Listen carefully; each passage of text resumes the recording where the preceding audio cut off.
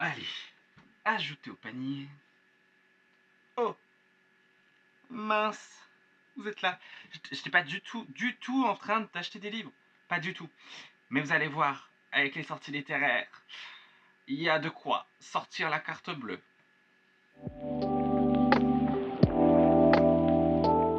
Hola, hola et bienvenue dans cette nouvelle vidéo. Une vidéo que nous n'avons pas fait depuis le mois de mai, très simplement parce que je n'ai point eu le temps de faire en juin et en juillet et ni début août.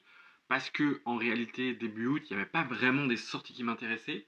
Mais là, fin août, il y a quelques sorties qui m'intéressent, notamment j'en ai sélectionné 16. Donc, vous l'aurez compris, et sûrement vu dans le titre et sur la miniature, on se retrouve pour les fameuses sorties littéraires de fin août, de ce début de rentrée littéraire tout doucement. Voilà, il y a quelques pépites. J'ai sélectionné des titres, moi, qui m'intéressent. Si vous n'avez pas l'habitude de ce genre de vidéo, parce que vous êtes nombreuses et nombreux à avoir atterri ici ces derniers jours, et je vous en remercie, je présente notamment des livres qu'on ne voit pas passer partout, donc pas de grosses maisons d'édition, euh, pas de suite si je n'ai pas lu les tomes d'avant ou si je suis pas plus hypé. Donc je fais quand même un gros tri. J'essaie de sélectionner en général une vingtaine de titres. Là on est sur 16 pour entre le 20 et le 28 août inclus. Voilà, 16 titres qui m'ont tapé dans l'œil, tout format confondu, grand format, poche et graphique. Vous allez voir de toute façon. Comme d'habitude aussi, je ne lis pas les résumés. Je vous dis quelques mots-clés qui m'ont moi un peu intrigué ou alors quelques messages impactants du résumé pour vous donner envie et vous faire craquer. D'ailleurs, n'hésitez pas d'ores et déjà à me dire dans les commentaires qu'est-ce que vous avez prévu d'acheter en cette fin du mois d'août. Moi, j'ai 2 achats relativement prévus pour cette fin du mois parce que c'est 2 achats il y en a une que j'ai découvert grâce à la vidéo et il y en a une autre que c'est une suite de manga qui me fait très envie et que j'ai très envie de lire. Donc comme d'habitude, je vous mets les templates juste ici. On se retrouve directement le 20 août avec le tome 14 de l'Atelier des Sorciers. C'est une saga que j'aime énormément et que je suis plutôt assidûment maintenant parce que je suis arrivé à la sortie. Moi, je vais prendre la version collector parce qu'il y a un petit goodies en ref avec l'Atelier des Sorciers. C'est une petite peluche vermisseau, tout ça qui voilà, et j'en ai très envie, je la veux, donc je vais me le procurer gentiment. Si vous ne connaissez pas l'Atelier des Sorciers, je vous ai remis les mots-clés, c'est magie, aventure et amitié. Si je regarde de temps en temps par là, c'est parce que j'ai mon téléphone avec tous les mots-clés et tout ça, parce que je ne peux pas tout retenir. Et si vous ne connaissez pas l'Atelier des Sorciers, qu'est-ce que c'est? Ce sont des jeunes gens qui vont apprendre à devenir des sorciers et franchement c'est tellement beau, tellement les graphismes sont sublimes, l'histoire est géniale, c'est très humain, c'est comme franchement j'aime énormément, donc j'ai très hâte de continuer. Je pense que de toute façon on ne présente plus l'Atelier des Sorciers parce que voilà, c'est aux éditions Pika, je l'ai pas dit, et c'est pas Kamon Shirawama. Je suis désolé, j'oublie tout, ça fait longtemps donc j'oublie tout ce que j'ai à dire. On se retrouve toujours le 20 août avec une sortie de tome 2. C'est un sort gravé dans les os aux éditions Brajlon de Daniel L. Johnson, qui est un tome 2. Le premier tome s'intitule Un destin ancré dans le sang, que m'a très gentiment offert Cécilia et que j'ai lu le mois dernier. Je crois, il me semble, oui, le mois dernier, au mois de juillet, parce que je savais que le tome 2 sortait là. J'avoue que je n'ai pas été autant emballé que je l'espérais. Il y a quelques points noirs, mais pour le coup, je suis quand même très curieux de découvrir ce tome 2. Je vous ai remis les mots-clés du premier tome, c'est mythologie nordique, romance, fantasy, donc romantasy un peu quand même, et viking. De quoi parler? Un destin ancré dans le sang, je peux vous en parler parce que j'ai un petit peu lu. Nous allons suivre Freya, qui est une jeune fille qui a longtemps refoulé son pouvoir et qu'au final son pouvoir va être découvert et enfin, le roi de son royaume va vouloir en profiter pour qu'elle l'aide tout simplement. sur plein de trucs. Et en fait, Freya, elle, tout ce qu'elle a toujours rêvé, c'est de devenir une viking et de partir en mer, voilà, faire des raids et tout ça. Donc c'est ce qui lui botte et en fait, on lui donne l'occasion de le faire. Mais il va y avoir d'autres choses. Il y a pour moi, à mon sens, un peu trop de romance. Il y a des scènes explicites, donc faut s'y attendre. Pour moi, c'était vraiment ça la goutte d'eau. Vraiment, genre j'étais haché. Voilà quoi, c'est le mec il est beau, oh là là, je peux pas, enfin voilà. En fait, c'était à un moment donné, c'était très très pour moi très tourné sur sur le sexe et c'était un petit peu lourd quoi. Et peut-être parce que après je l'ai lu en 3 jours, je crois. Donc j'ai enchaîné, tu vois, y a pas de souci, ça se lit bien, machin tout ça. Mais en fait, ces moments-là, j'étais haché. Ok, alors il y a des thèmes très bien abordés et qu'on ne voit très peu en fantasy, notamment la masturbation féminine et tout. Et ça, c'était très chouette, mais euh, je n'ai pas trop aimé ce côté où, bah, en fait, elle pense qu'à ça, quoi, qu'à lui, et puis voilà, c'est difficile de se retenir et tout. Voilà. Même si ça peut être réel et tout, j'avoue que c'est un aspect qui m'a un petit peu chafouiné dans le livre. À voir le tome 2, voilà. Je vais attendre peut-être le retour de Cecilia pour voir à ce propos. Je verrai bien, c'est un peu une saga qui est en stand-by, même si vraiment, vraiment, la mythologie nordique, vraiment très très très très bien faite, hyper agréable. Moi, c'est une mythologie que j'aime énormément. Et franchement, très bien faite, j'ai adoré. Et rien que pour ça, j'ai envie de lire la suite parce que c'était tout simplement bien fait et hyper agréable, quoi. Et d'ailleurs, de la même autrice, j'ai toujours Le Pont des Tempêtes que j'aimerais beaucoup lire, mais j'avoue qu'après celui-ci, je me dis bon, voilà, à voir. Peut-être je l'écouterai en audio un jour. Je sais qu'il est sorti en poche, donc ça serait peut-être l'occasion. Ensuite, toujours le 20 août, nous avons Offside de Avery Killan aux éditions Milady, qui est une petite romance dans le milieu sportif, spécifiquement dans le milieu du hockey sur glace. C'est du new adulte, c'est ennemi à allemand et c'est du slow burn. Au vu du résumé, je ne dirais pas Enemies to Lovers, vraiment pas du tout, parce que dans ce que dit le résumé, dans ce que mes souvenirs sont bons, en gros, elle va vouloir rendre son ex jaloux en décidant d'embrasser ou de séduire le beau gosse de l'équipe adverse. Et voilà, ils sont pas vraiment adverses, enfin voilà, c'est pas vraiment ennemi, parce que dès le lendemain, lui l'embrasse, c'est écrit dans le résumé. Je ne vous spoil absolument rien parce que j'ai pas lu le livre. Euh, et l'embrasse devant son ex, quoi. Donc vraiment, ils sont ennemis 2 secondes, quoi. Et c'est pas ennemi, quoi. Pour moi, l'ennemi is to lovers. Pour moi, c'est plus, enfin, je sais même pas un stranger to lover. Enfin, c'est un classique, quoi.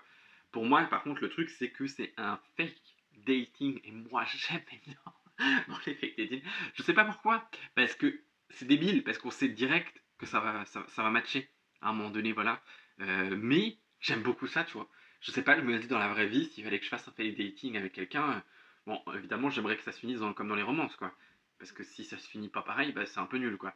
Mais peut-être cette romance, ça va être justement, ça va être ce switch là qu'on attend et qu'on se dit, ah non, ça n'a pas fonctionné, c'était vraiment juste du fake et il n'y a pas de truc derrière. Mais c'est de la romance, donc on sait comment ça se termine. Mais peut-être on peut être surpris parfois. Ensuite, autre ambiance, mais toujours le 20 août, c'est Vera Bunk aux éditions Gallmeister qui nous propose La cabane dans les arbres, qui est un thriller psychologique. Voilà. Après avoir lu La psy de Frida McFadden, je sais pas trop, j'ai bien aimé. Voilà, j'avoue que je suis bon lecteur et que j'en lis très peu et que j'avoue que j'ai bien aimé. Et le résumé de celui-ci m'a plutôt bâmé. Alors, je ne sais plus trop de quoi ça parle, à part que c'est une cabane au fond de la nature, dans la forêt, et qu'il va se passer un meurtre et qu'ils vont retrouver les petits ossements et que du coup on va devoir trouver à qui ça appartient. Enfin voilà, je sais pas, le résumé m'a hypé. Donc je sais que apparemment, je crois que Lucie l'a reçu de la part des maisons d'édition. Donc potentiellement, on aura un retour assez vite et que je verrai bien. Mais j'avoue que il m'a pas mal intrigué. Ensuite, le 20 août, quelque chose que je ne fais que très rarement, c'est une BD. C'est un tome 2. Je n'ai pas lu le tome 1. Mais en tombant sur ce tome 2, j'ai été intrigué, je suis allé voir. C'est Contro Natura c'est de Andoflo et Bigarrella, chez Glénat. En fait, le tome 1, j'ai remis les mots-clés, c'est fantasy, comics, érotisme, racisme, Anthropomorphisme et Amour interdit.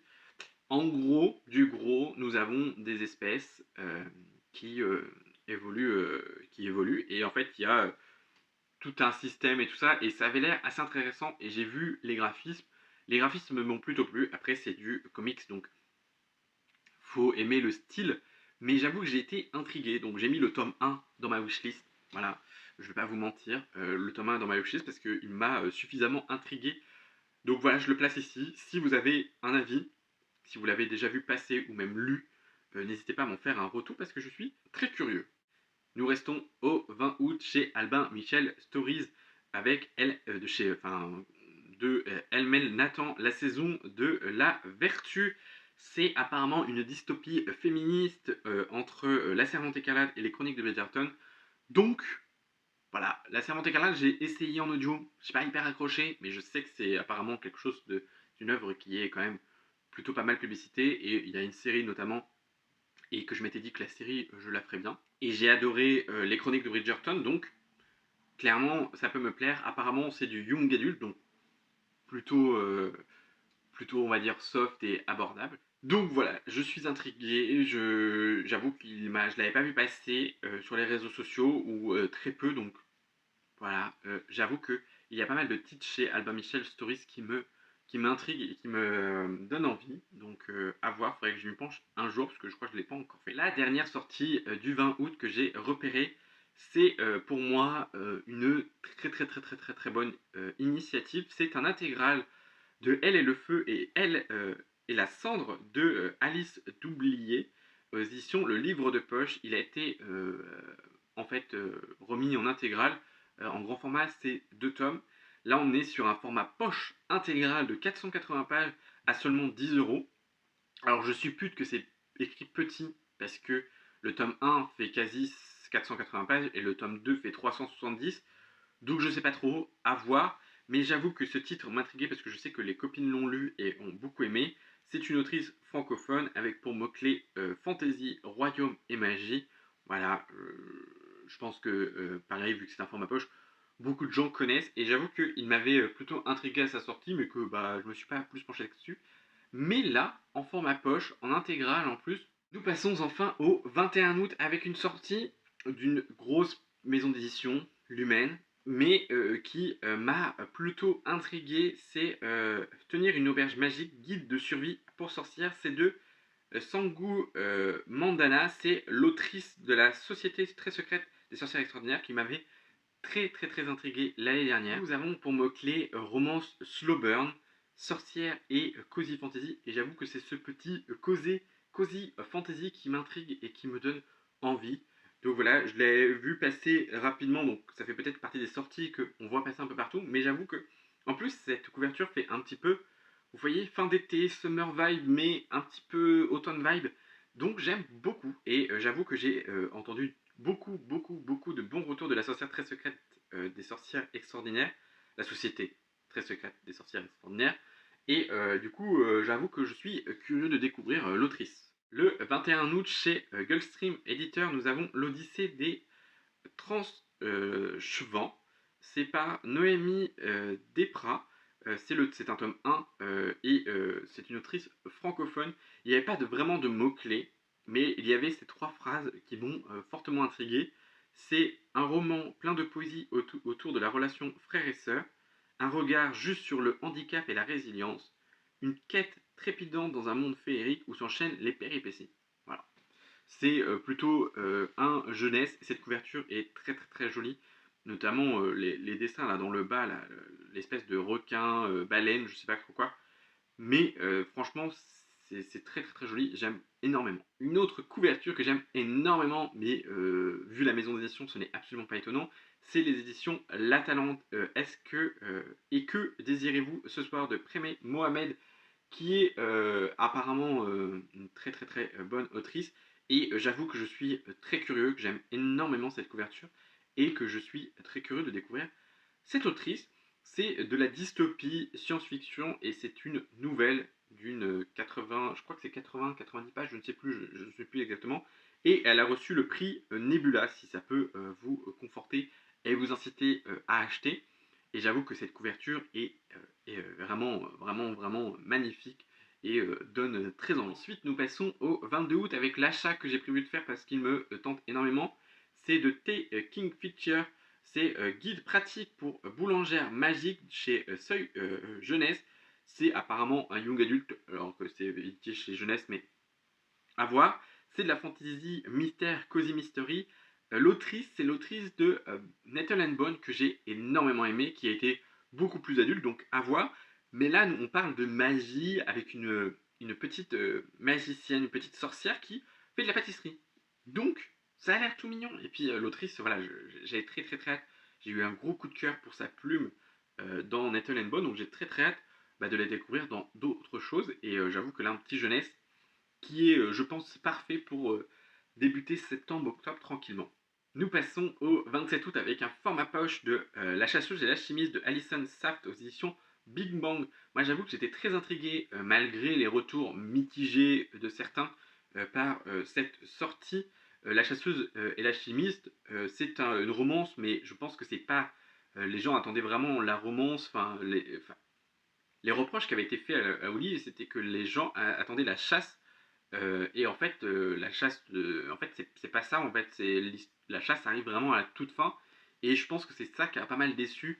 Et c'est aussi beaucoup, voilà. Et je sais que comment Lucie a beaucoup aimé. Donc je suis plus qu'intrigué. Et en plus, là, elle sort en format poche. Donc voilà. Les mots clés, c'est romance, alchimie, famille, aventure et racisme. Donc des mots clés qui me bament. De toute façon, Lucie a beaucoup aimé. Donc il y a quand même des chances que j'aime beaucoup. Donc voilà, et vu qu'il est en format poche, c'est l'idéal. Avant-dernière sortie, le 27 août, c'est Pascal Kivivier qui nous revient chez Rouergue dans leur collection épique avec H, Mort Vif. C'est une autrice franco-canadienne qui écrit de la fantaisie et de l'enquête. C'est notamment l'autrice de la grande et glorieuse saga Pierre d'Ancre qu'il faut absolument que je découvre. Mais je trouve cette couverture magnifique. J'aime énormément le violet. Et je la trouve sublime. Je sais que Lucie va en faire un retour très rapidement, donc je serai vite fixé. Je sais pas si c'est une saga, un one-shot. C'est vrai que si ça pouvait être un one-shot, ce serait plutôt pas mal, parce que les sagas, c'est sympa. Et j'en ai beaucoup en cours. D'ailleurs, il faut toujours que je fasse le bilan saga, et il faudrait que je me pose pour le faire. Il faudrait vraiment que je prenne le temps. Et nous finissons ce mois d'août au 28 avec une petite romance chez Slalom Romance. Je leur redonne une chance parce que j'ai essayé de découvrir, je sais plus comment ça s'appelle, Océan. Et j'ai pas trop aimé. J'avoue, j'ai pas trop accroché. C'est de Lisa Blossom. C'est Earth of Campus qui est très joli. Alors si vous n'êtes pas très fan des petites bébêtes volantes, genre les papillons, ne faites pas. C'est un brochet à jaspage avec des petits papillons qui est juste sublime, mais si vous n'êtes pas fan, attention à vous. C'est une autrice francophone, c'est une booktubeuse, bookstagrammeuse qui est assez connue dans le milieu, que moi je vois pas mal tourner. C'est du young adulte et les thématiques sont romance, harcèlement, seconde chance, meilleur ami du frère. J'avoue que au début, j'étais pas hyper intrigué plus que ça, et au final, en voyant parler l'autrice, j'ai été un petit peu happé, et je suis un petit peu curieux. Je dis pas que ce serait une de mes priorités, mais voilà, je suis toujours friand, ce qui est un petit peu horrible de lire des livres ou des romans qui parlent du harcèlement et qui dénoncent le harcèlement pour pouvoir mettre en avant ça et tout ça. Donc à voir, pourquoi pas. Voilà, de ce que j'ai compris, en fait, l'héroïne va se séparer de son ex, petite amie, qui va diffuser des photos intimes d'elle dans son lycée ou à l'université. Donc voilà, et il va y avoir un fake dating avec un joli garçon apparemment. Donc voilà, c'est tout pour cette vidéo. J'espère que elle vous aura plu. Merci d'être resté jusque là. N'hésitez pas à liker et à commenter et à partager. Et si vous n'êtes pas abonné, ça fait toujours plaisir. Voilà, on approche tout doucement des 500 abonnés et franchement ça me remplit le cœur de joie. J'espère que vous serez content de retrouver cette vidéo. J'espère que elle vous aura plu et que voilà, parce qu'au début je savais pas trop, puis en fait au final je me dis ouais, pour la ressortir pour fin août c'est plutôt pas mal. Je vais essayer de m'atteler à faire celle de septembre. Il va falloir que je fasse des choix parce que l'année dernière je l'avais fait en 2 fois et ça avait pas mal flop. Donc soit vous me dites si vous voulez une longue vidéo des sorties de septembre, ou si vous voulez comme l'année dernière en 2 vidéos plus digestes et aussi où j'ai un peu plus de temps. Le seul truc, c'est que c'est énormément de travail, les vidéos sorties littéraires, parce que je prends toutes les sorties, je regarde celles qui m'intriguent, je présélectionne une grosse quantité, je refais du tri, et je refais du tri, du tri et du tri. Et parfois même en tournant, je retire des sorties parce qu'au final, je me rends compte que bah, comme ça, en parler, ça me m'intrigue pas plus que ça. Donc voilà, mais je peux que vous encourager à aller voir d'autres créatrices et créateurs de contenu qui font ce genre de vidéos pour voir autre chose parce que bah, on a tous des goûts différents et c'est ça qui est beau. C'est pour ça que j'essaie de ne pas montrer les grosses sorties parce que pour éviter de faire un réédit de tout ce qu'on peut voir sur les réseaux sociaux. Et le but c'est de découvrir des petites maisons d'édition, de voir des trucs qu'on n'a pas vu passer partout ou des romans auto-édités. J'en ai pas spécialement vu en août qui m'ont intrigué, mais promis, en septembre, je vous en décote un ou deux. D'ailleurs, il faudrait que je lise plus de romans auto-édités parce que c'était vraiment un de mes objectifs cette année. Et est-ce que je l'ai fait? Je crois même pas que j'ai lu un roman auto-édité en... Si, j'en ai lu un. Je dis une bêtise, j'en ai lu un.